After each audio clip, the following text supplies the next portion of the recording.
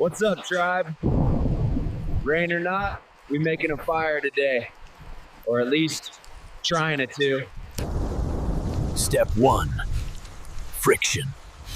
Step 2, denial. We had a flame. Nope. Mother Nature just spit on it.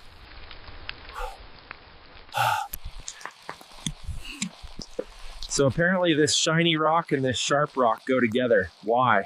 Nobody knows. Fire can wait. When in doubt, snack it out.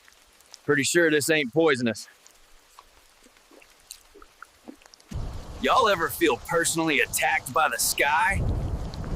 Yeah. Same. Modern problems, ancient solutions.